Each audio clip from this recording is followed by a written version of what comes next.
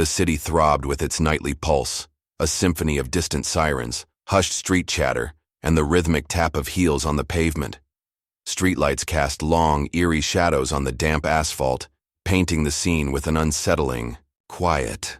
Detective Imani Jones, 38, sharp in her tailored navy suit and clutching a worn leather briefcase, walked with purpose along the sidewalk. She was just wrapping up final prep for a landmark trial, her mind a labyrinth of legal strategies and lingering details. The weight of the case pressed on her, but beneath the fatigue, a steely resolve burned bright. This trial wasn't just a career milestone, it was a battle cry against the insidious creep of systemic injustice. Lost in thought, Imani didn't register the idling patrol car at the corner until it was almost upon her. Officer Jake Miller, 24, slumped low in the driver's seat, one hand draped casually over the steering wheel, his partner engrossed in his phone screen, oblivious. But Jake's gaze locked onto Imani as she approached the intersection. "Well, well, well," he muttered, a smirk playing on his lips. "Look what we have here." His partner barely glanced up. "Just another late-night stroller. Let it go, Jake." Jake ignored him, straightening up in his seat. "Too dressed up for this neighborhood. Fancy briefcase at this hour. Sketchy." Without waiting for a response, Jake swung open the car. Tauper, his boots splashing into a puddle, the sound echoing in the otherwise silent street. Imani paused as he approached, her expression calm, but her eyes alert. "Evening, ma'am," Jake said, his voice dripping with false politeness. He rested a hand on his belt near his holstered Glock 19. "Mind telling me what you're doing out here?" Imani raised an eyebrow. "Walking home. Is that a crime? Now, officer?" Jake's smirk tightened, patience already wearing thin. "Depends. Got ID?" Imani sighed, carefully setting her briefcase down. "I'm not required to show you my ID unless you have reasonable suspicion that I've committed a crime." The response clearly grated on Jake. He crossed his arms, widening his stance in a display of dominance. "You look out of place. That's enough suspicion for me." Imani held his gaze unflinching. "Out of place in what way, officer?" Jake leaned in slightly, his voice dropping to a low, condescending tone. "You tell me. Fancy suit. Fancy bag. Doesn't exactly scream local. Or maybe you've got something in that briefcase you shouldn't." Imani's patience snapped, replaced by a glacial calm. "Officer, I suggest you tread very carefully. You're making baseless assumptions, and I don't have time for this." Jake's partner finally stepped out of the car, sensing the escalating tension. "Jake, come on, man. Let it go. She's not worth the paperwork." Jake waved him off, his focus locked on Imani. "Step aside. Ma'am, I'm checking your bag." "That won't be happening," Imani stated firmly. Her voice was steady, but her pulse quickened. "I'm a practicing attorney, and I know my rights. This is unlawful search and seizure." Jake's face darkened. "Big words. Let's see how far they get you." Before Imani could react, Jake seized her arm, twisting it behind her back, the click of handcuffs biting into her wrists with unnecessary force. Her briefcase tumbled to the ground, scattering legal documents across the wet sidewalk. "Hey," she exclaimed, struggling against his grip. "This is illegal. You're making a huge mistake." Jake shoved her toward the patrol car. "You can tell it to the judge." A small crowd began to gather, drawn by the commotion. A man stepped forward, phone in hand. "Hey, what are you doing? She didn't do anything." Jake spun around, his voice a bark. "Step back. This is police. Business." Imani met the man's eyes as she was pushed into the back of the patrol car. "Thank you," she said, her voice calm despite the turmoil. "Please keep recording." The man nodded, his phone camera trained on the scene as the car doors slammed shut. Inside the patrol car, Imani sat in silence, her hands clenched into fists. Every instinct screamed at her to fight back, to demand her release. But she knew better. The system Jake represented thrived on resistance, twisting it into justification. She would fight, but on her terms. Jake climbed into the driver's seat, glancing at her in the rearview mirror. "Awfully quiet now, huh? Not so tough?" Imani didn't respond. Instead, She stared out the window at the receding crowd, her mind already piecing together the chain of events that would follow. She would ensure Jake Miller regretted this night for the rest of his career. The precinct was dimly lit, buzzing with the low hum of overnight activity. Officers moved between desks, their voices blending into a muffled murmur. Jake dragged Imani out of the car, his grip tight on her arm as he marched her inside. "Got a troublemaker," he announced loudly, his voice laced with smug pride. Several officers glanced up, some with curiosity, others with indifference. Imani's sharp eyes caught the mix of reactions, filing them away. Jake shoved her toward the booking desk. Had all this fancy paperwork, refused to cooperate, probably some activist playing lawyer. Imani stood tall, her eyes locking onto the officer behind the desk. "I am a lawyer," she stated evenly, "and you're all going to regret this." Jake laughed, loud and mocking. "Oh, sure you are. Let's see how far that gets you in. Here." As her fingerprints were taken, her personal belongings catalogued, Imani's composure remained unbroken. Each indignity, each slight, was another piece of evidence for her growing case. Her resolve hardened, and though Jake couldn't see it, the scales of justice had already begun to tip against him. The sharp clang of the cell door echoed in the confined space, a chilling reminder of Imani's new reality.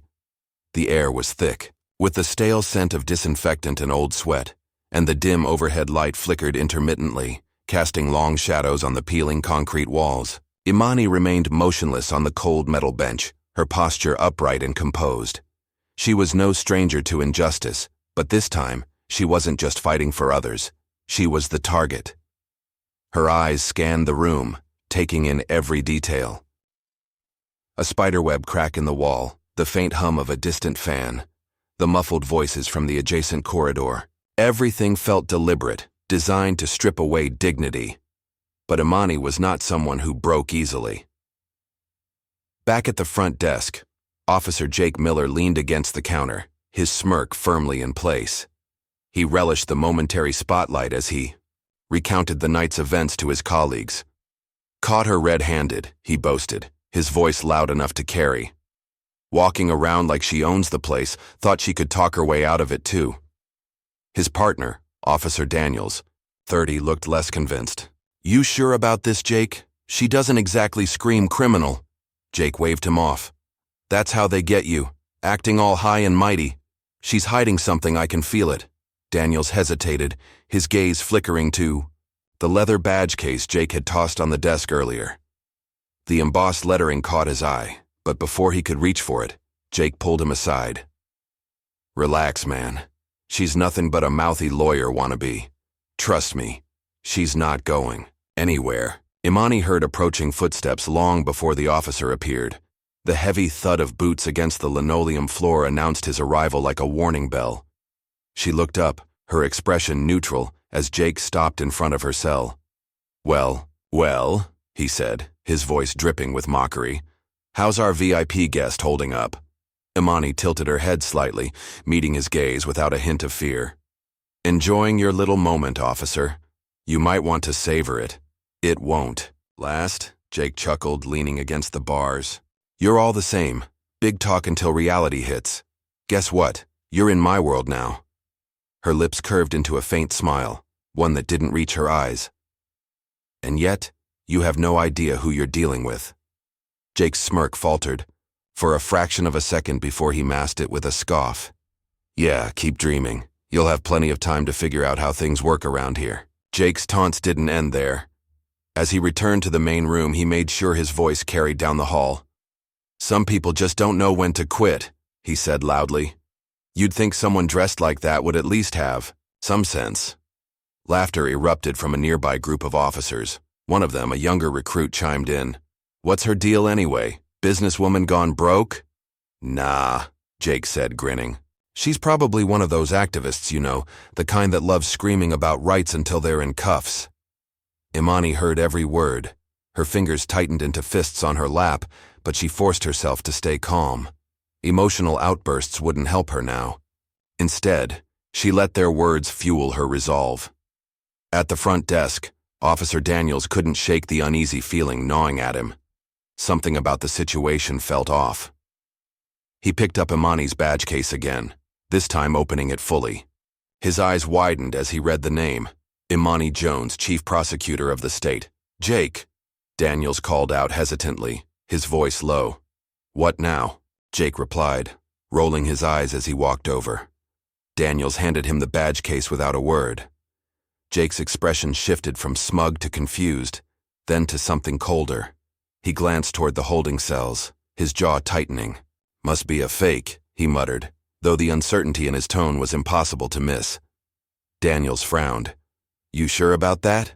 Looks pretty real to me.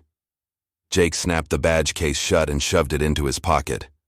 Doesn't matter. She's already in custody. In the cell, Imani leaned back against the wall, closing her eyes briefly. She was tired, physically and emotionally, but her mind was sharper than ever. She began mentally cataloging everything. Jake's actions, his words, the failure to follow protocol, the mocking comments from the other officers. This wasn't just an arrest.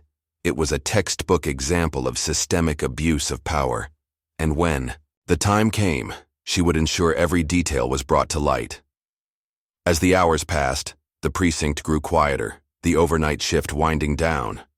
Jake had retreated to his desk, pretending to work while occasionally glancing toward the holding cells. Despite his bravado, unease was beginning to creep in. Meanwhile, Daniels took it upon himself to do a little research. A quick internet search confirmed Imani Jones's identity. The accompanying articles painted a picture of a formidable legal mind, someone who had dismantled corruption cases and sent high-ranking officials to prison. Daniels' throat tightened. Jake, he said again, this time more urgently, but Jake waved him off. I'll deal with it.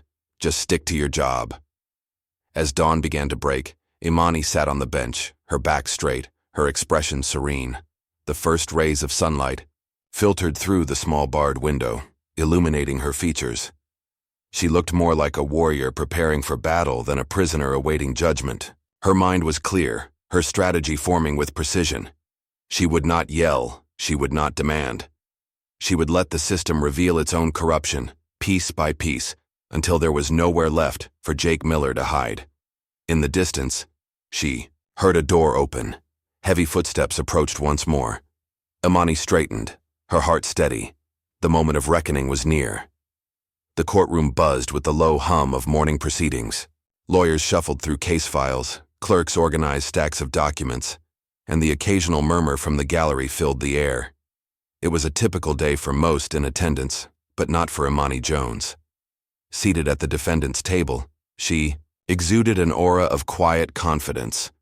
Her sharp navy suit contrasted with the muted beige walls, and her composure seemed to command attention even in silence. She rested her hands lightly on the polished wooden table, her fingers tapping faintly, in a rhythmic pattern. Each tap was deliberate, like the ticking of a clock counting down to something inevitable.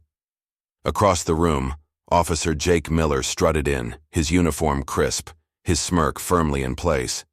He was there to solidify his version of events, secure in his belief that the system would shield him. The judge, a stern figure with sharp glasses perched on the bridge of his nose, called the room to order. Jake took the witness stand, adjusting his tie and straightening his posture. His confidence radiated outward, his tone calm and assertive, as he began recounting the events of the previous night. She was acting suspicious, Jake said, his voice steady. Walking alone late at night in a high-crime area, carrying a bag full of papers. When I approached her, she became uncooperative, refusing to show ID. Jake paused for effect, glancing toward the jury. It's my duty to ensure public safety. Her behavior raised red flags, so I made the arrest. From her seat, Imani tilted her head slightly, her gaze piercing, but unreadable. She didn't interrupt, letting Jake weave his narrative without interference. The state's attorney, a young and ambitious prosecutor, rose to her feet. Officer Miller, you mentioned the defendant's behavior was suspicious. Can you clarify what specific actions led you to that conclusion? Jake hesitated for the briefest of moments before replying. She was out of place, dressed too formally for the area, acting defensive when questioned. And by out of place, you mean, the attorney pressed. Jake shifted in his seat, his confident demeanor faltering. She didn't fit the profile of someone who lives in that neighborhood. The prosecutor's eyebrows lifted slightly. So to clarify, you based your suspicion on her appearance and location? Jake's jaw tightened. Yes, and her refusal. To cooperate, the prosecutor nodded, her tone neutral. No further questions. As the judge prepared to move forward, Imani rose slowly from her seat. The sound of her chair scraping against the floor turned every head in the room. Her movements were deliberate, her presence commanding. "Your Honor," she said, her voice calm but resonant, "I request permission to represent myself for the remainder of this hearing." The judge looked at her over the rim of his glasses, clearly intrigued. "Are you certain, Ms. Jones?" "I am," she replied, her tone unwavering. "I believe it will expedite the proceedings." With a nod, the judge granted her request. Imani stepped to the podium, her heels clicking softly against the floor. She adjusted the microphone, her calm gaze locking onto Jake, who was now visibly uneasy. "Officer Miller," Imani began, her voice measured. "You testified that my behavior was suspicious. Would you agree that suspicion requires specific articulable facts?" Jake's throat bobbed as he swallowed. "Yes. And yet," she continued, "your testimony just now hinged on subjective observations. My attire, my location. Can you point to a specific law that makes walking in public while dressed professionally a crime?" Jake's face reddened. "No, but," Imani interrupted smoothly. "Let's move on. You claimed I refused to cooperate. Did I not inform you that I am a practicing attorney and that your actions violated my rights?" Jake's hands clenched on the edge of the stand. "You said something like that, but anyone can make claims." Imani's expression didn't waver. "Indeed. And yet, you failed to verify my identity when presented with my credentials. Do you have those credentials with you now?" The room fell silent as Jake fumbled in his pocket, producing the leather badge case. He handed it to the bailiff, who brought it to the judge. The courtroom held its collective breath as the judge examined it, his expression shifting subtly. Surprise, then recognition. "Ms. Jones," he said, his voice slightly softer, "this confirms you are the chief prosecutor of the state." A gasp rippled through the gallery. Jake's face drained of color as Imani turned back to him, her eyes blazing with quiet intensity. "Officer Miller," Imani continued, her tone sharper now, "did you at any point contact your superior to verify my identity after I informed you of my position?" Jake stammered. I didn't think it was necessary." Imani's lips pressed into a thin line. "And yet, you proceeded to detain me, humiliate me, and fabricate a narrative to justify your actions. Tell me, officer, is that your interpretation of public safety?" The tension in the room was palpable. Jake looked to the judge, then the jury, but no one came to his aid. He was alone, exposed. Imani turned to the judge. "Your Honor, I request that the charge against me be immediately dismissed, and that this court consider a motion for an investigation into Officer Miller's conduct. His actions represent a gross abuse of power and a violation of my constitutional rights." The judge nodded, his tone solemn. "Motion granted. The charges are dismissed. Officer Miller's conduct will be reviewed by Internal Affairs." Jake slumped in his seat, the weight of the moment crushing him. He had underestimated Imani Jones, and now the full force of the law was poised to crash down on him. As the courtroom emptied, Imani remained standing, her eyes following Jake as he shuffled out, his once confident stride reduced to a defeated shuffle. She had more work to do. This wasn't just about her, it was about ensuring no one else would suffer the same indignities. Justice, she thought, isn't just about punishment, it's about change. The courthouse hallway was eerily silent after the verdict. The heavy doors of the courtroom swung shut behind Imani as she stepped out, her heels clicking against the polished marble floors. The sound echoed, resonating with the weight of the morning's events. Her suit, now a symbol of resilience rather than mere professionalism, carried the authority she had wielded in the courtroom.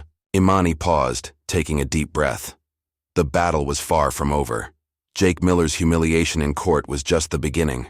She had exposed his misconduct, but systemic rot didn't crumble with a single blow. It required persistence, strategy, and an unwavering commitment to justice. As she straightened her shoulders, a young woman approached, holding a recorder. "Ms. Jones, can I have a statement for the press?" she asked, her voice trembling slightly. Imani looked at her, her expression calm but firm. "No comment at this time. The truth will speak for itself." With a polite nod, she walked past, her focus already shifting to the next steps. Later that afternoon, Imani sat in her office, the blinds half drawn against the golden glow of the setting sun. Her desk was meticulously organized, save for a stack of documents and a flash drive containing the night's surveillance footage. She inserted the drive into her laptop, her jaw tightening as she watched the grainy video from a nearby storefront. It captured everything: Jake's approach, his aggressive demeanor, the unnecessary force he used while handcuffing her, and the way he had shoved her into the patrol car. She paused the video, her face illuminated by the bluish glow of the screen. Each frame was a piece of damning evidence, a visual indictment of not just Jake, but the culture that enabled him. She leaned back in her chair, her fingers steepled. "This isn't just about me," she murmured to herself. "It's about everyone who's been silenced, dismissed, or brutalized." Meanwhile, back at the precinct, the atmosphere was anything but calm. Jake sat in the corner of the locker room, his head in his hands. The smug confidence he had carried earlier was now replaced with dread. The whispers from his colleagues, some mocking, others concerned, felt like knives in his back. "Did you hear?" One officer whispered to another near the doorway. "She's the chief prosecutor. How did Jake not recognize her?" "I'm telling you, man, this is going to blow up," the other replied. "Internal Affairs is already sniffing around." Captain entered abruptly, his face grim. He motioned for Jake to follow him into his office. Once inside, the door closed with a sharp click. "Miller, what the hell were you thinking?" the captain barked, slamming a folder onto the desk. "Do you have any idea of the kind of storm you've brought down on this department?" Jake stammered, trying to find an excuse, but the captain held up a hand. "Save it. We've got surveillance footage, witness statements, and now a civil rights lawsuit breathing down our necks. You're suspended until further notice." "Hand, in your badge and gun." The words hit Jake like a sledgehammer. His hands trembled as he unpinned his badge and placed it on the desk, followed by his service weapon. The reality of his situation began to sink in. He was no longer untouchable. The following day, Imani held a small press conference on the courthouse steps. Her tone was measured, her words carefully chosen. Yesterday's events were a stark reminder that no one is above accountability, not even those entrusted to enforce the law. "This isn't about me. It's about a system that allows misconduct to thrive unchecked. I will be filing a civil rights lawsuit, not just to seek justice for myself, but to ensure that meaningful change follows." The crowd of reporters erupted with questions, but Imani raised a hand to silence them. "This is only the beginning. Justice isn't just a concept, it's an action, and I intend to see it through." As she walked away, the resolve in her eyes was unmistakable. She had planted the seeds of change, and now it was time to nurture them. In the weeks that followed, Imani's case became a flashpoint in the news cycle. Outlets picked up the story, sparking debates about systemic bias and police accountability. Jake's name became synonymous with misconduct, and the precinct faced mounting pressure to reform. Internal Affairs launched a full-scale investigation, uncovering not just Jake's history of discriminatory behavior, but also a pattern of similar incidents within the department. Several officers were placed on leave, and the public demanded transparency. Imani watched the developments from her office, a quiet satisfaction settling over her, but she knew this was just the surface. Real change required more than exposing wrongdoing. It required dismantling the structures that allowed it to persist. Late one evening, Imani returned home, the weight of the week finally catching up to her. She set her briefcase down and poured herself a glass of wine, standing by the window as the city lights twinkled in the distance. Her mind wandered to the countless faces she had encountered in her career, victims of injustice, families torn apart, communities scarred by inequality. She thought of her younger self, full of idealism, determined to change the world. Tonight, she felt that fire reignite. "This is just the start," she whispered to herself, her reflection staring back with steely determination. Justice isn't a destination, it's a journey. The precinct was quieter than usual. The once bustling office space, filled with the chatter of officers exchanging stories, was now steeped in unease. Jake Miller's desk, usually surrounded by laughter and camaraderie, sat empty, a stark reminder of how quickly the tides had turned. The phone calls had slowed, the paperwork piled higher than usual, and the weight of Imani Jones's actions lingered like an invisible fog. Jake sat in his small apartment, the air heavy with stale coffee and regret. The television blared in the background, though he wasn't paying attention. The local news was a relentless cascade of stories about the ongoing investigation at his precinct. His name was mentioned too often, each utterance like a fresh wound. Officer Jake Miller, currently under suspension, is at the center of a high-profile civil rights lawsuit filed by Chief Prosecutor Imani Jones, the anchor stated. Jake gritted his teeth and muted the TV.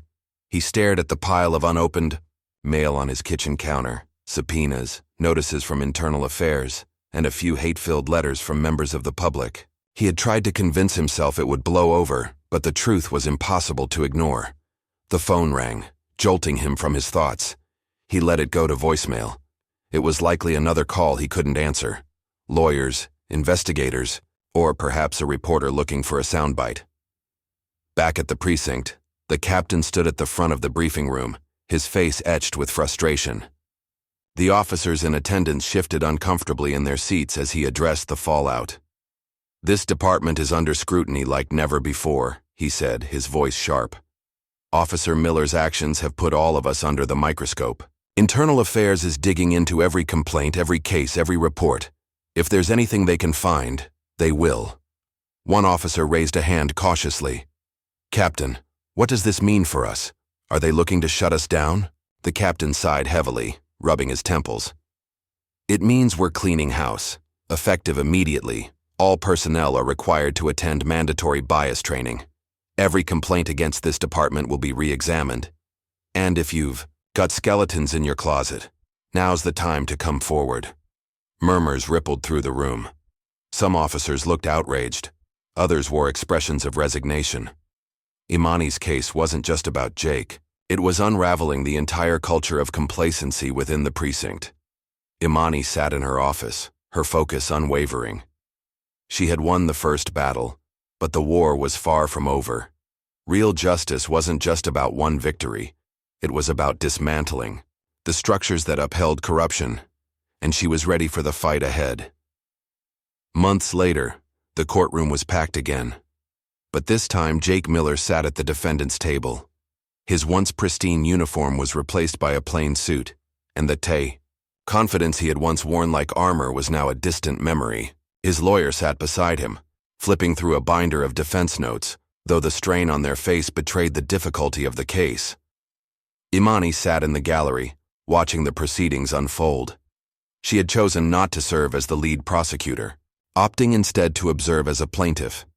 The lead attorney, a sharp, no-nonsense advocate named Valerie Ortiz, was more than capable of carrying the torch. The trial revealed not just Jake's actions, but also his pattern of behavior. Former victims testified, recounting incidents of racial profiling, unnecessary force, and intimidation. Each story was another brick in the wall of evidence against him. The surveillance footage from Imani's arrest was the most damning, played on a large screen for all to see. When Jake took the stand, his demeanor was subdued. He stammered through excuses, blaming stress, workload, and even the dangerous environment of his beat. But under cross-examination, Valerie dismantled his defenses piece by piece. "Officer Miller," she said, her voice calm but cutting, "is it not true that your actions on the night of Ms. Jones's arrest violated department protocol?" Jake hesitated. I may have misjudged the situation." "Misjudged?" Valerie echoed. Or were you so confident in your ability to act with impunity that you never expected to face consequences? Jake's silence spoke louder than any answer he could have given. The jury deliberated for just 2 hours. When they returned, the foreman delivered a resounding verdict. Guilty on multiple counts of misconduct, abuse of power, and civil rights violations. Jake's sentencing was set for a later date, but the weight of the verdict was already palpable. As Jake was escorted out of the courtroom in handcuffs, the gallery erupted in hushed murmurs. Imani remained seated, her expression neutral. She felt no satisfaction in his downfall, only a resolve to continue her work. The trial's outcome sent shockwaves through the city. It became a landmark case, spurring police reforms that had long been resisted. The Civilian Oversight Board, empowered by public support, began reviewing cases with newfound vigor.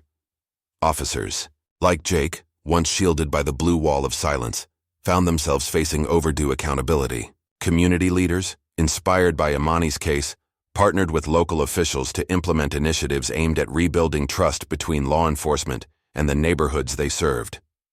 These changes were incremental, but they were real. Jake's sentencing hearing was held a month later.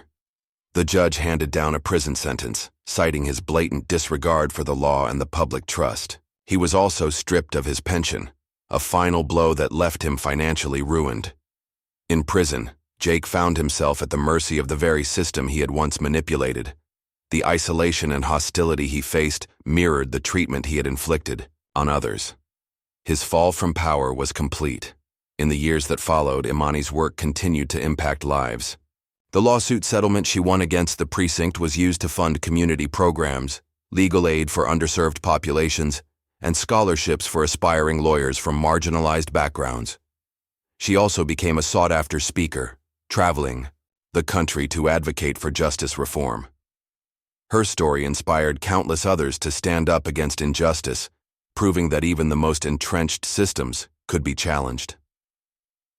One evening, Imani returned to her office after a long day. The sun had set, casting a golden hue across the city skyline visible through her window. She sat at her desk, looking over the latest reports from the Oversight Board. Progress was slow, but it was steady. A knock at the door broke her concentration. It was Kayla, the young girl she had met years earlier at the park, now a high school senior. Kayla held up an acceptance letter to a prestigious law school. "I just wanted to say thank you," Kayla said, her voice trembling with emotion.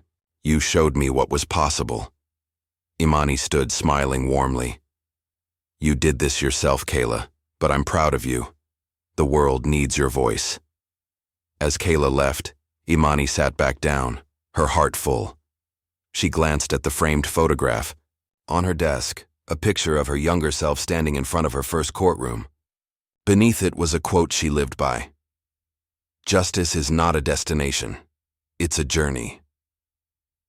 The city continued to evolve, shaped by the lessons learned from Imani's case. The precinct, once a symbol of unchecked power, became a model for transparency and accountability. Police-community relations improved, though the scars of the past remained a reminder of the work still to be done. And Imani, ever the fighter, remained at the forefront of the movement.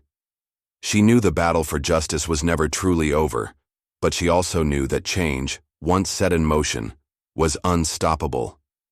Imani's story, though fictional, echoes the very real fight for justice that continues every day. This isn't just a story to be watched, it's a conversation to be had. Share this video, discuss it with your friends and family, and let's learn from Imani's unwavering commitment. What steps can we take in our own communities to ensure accountability and fairness for all? Justice isn't a spectator sport, it demands participation. Let's turn inspiration into action.